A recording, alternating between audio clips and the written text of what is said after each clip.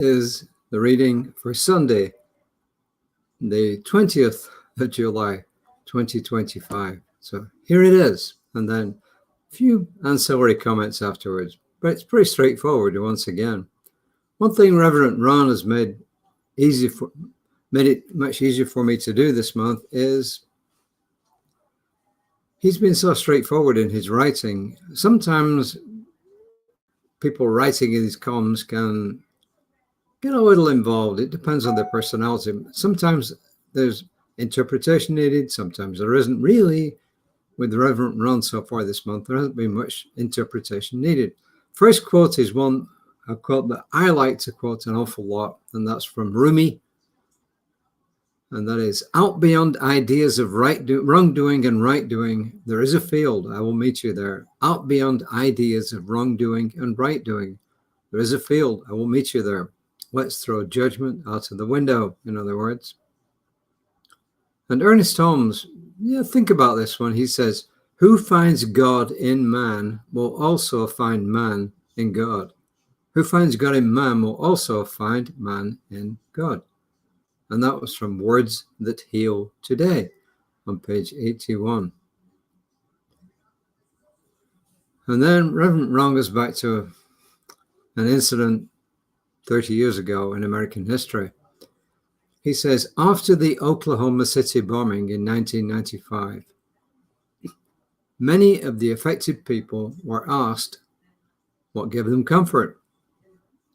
They said there was a coming together. Inherent biases disappeared. Language barriers were replaced by the languages of love and grief. People saw each other for what they are, human beings. Piero Ferrucci says that belonging is a basic need. Actually, so does Maslow as well. We can ask, what am I part of? We need to embrace our diversity. There are many areas in which we differ, yet we all experience pain and joy. And that is what brings us together. Rabbi Harold Kushner writes that when people ask him, where is God? He tells them the question should be, when is God? Meeting God isn't about being in the right place. It's about doing the right thing. When we make room for God in our lives, we make room for others.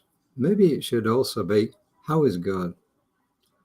When we move beyond judgment, we can find the field that Rumi refers to in the first mentioned quote.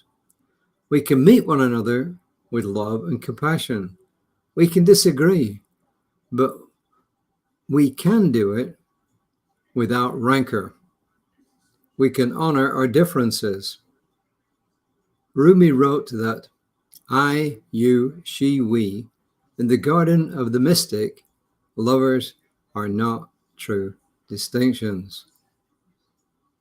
So I think it's actually something that's straightforward. I mean, we all know this inherently.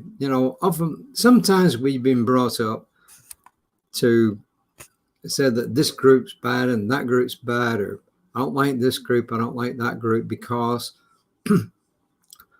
But really and truly, deep down, everybody knows that we're all human beings. And deep down, everybody knows that no one person's better than another. We may have been brought up to believe that we're better than some other people, but it's not true. We may have grown up to believe that differences are not good. But let's face it, if we were all the same, it would be a very boring world, wouldn't it? It would be truly boring. In my own family, growing up, my father's side were all Protestants. My mother's side were all Catholics. They did not get along for quite a few centuries in Britain, post Henry VIII and post Elizabeth, starting more with Elizabeth I than Henry VIII. Protestantism was really the only accepted religion. there were still Catholics around, but they were either in hiding a lot of the time, or they were scorned, or they were put down. For instance, in my own family, generations ago, the Catholic side, they had to pay extra taxes. They had lands confiscated from them just because they were Catholics. But see, when I saw this difference as a kid, and especially as a teenager growing up and seeing all this stuff between these two sides of the family, I think I was really gifted because I could see how futile it was. You know, I loved my father's side of the family and I loved my mother's side of the family. And eventually, they did get beyond their prejudices. Some of the older generations died off and they eventually did see the difference. But the bottom line is this: I think I was gifted in the fact, or I was honored. I saw another side of life. I saw that there was a possibility to go between these two extremes, because I didn't agree with the two extremes. I was brought up Catholic, but I didn't mean to say that Protestants were any worse. Didn't mean to say that Catholics were any better. Some of the people on the Catholic side would try and persuade me of that, but it just wasn't true. So anyway, I think, anyway, it was a good thing that I saw this, what I call stupidity of this religious difference growing up. But I was able to see both sides of it, and I was able to come out through the middle. So I thought it was pretty good. Yeah? So I'm lucky.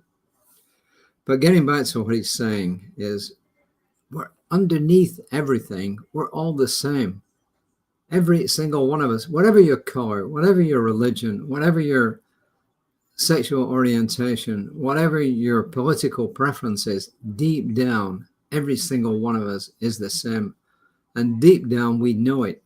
Even if there's all these layers of stuff that have been put on top of it by people who wanted us to just have their points of view. So I'm glad that I can see the difference. And I hope that this message from Reverend Ron gets out today, and that people say, yeah. And I'm sure most of the people who are watching this and listening to this are in perfect agreement. And if you're not, well, you've just not got there yet. That's all. But whatever happens, do not beat yourself up. Don't have prejudice against yourself, because that's even worse. You are a worthwhile human being. Now, whatever you've done up to this point in time that you don't like, you can leave behind. Forgive the past, learn from the past, and move on. So that's my message for today. Today, I honor all people. I know that beyond all appearances, we are one. The only label that truly honors all of us is child of God. The only label that honors all of us is child of God. And guess what? I did a final treatment this morning for a service, and it was about joy.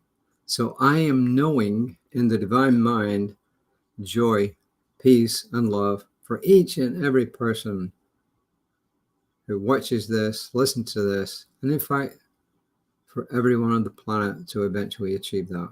And I claim that that is true, and I let it go in gratitude and say, and so it is.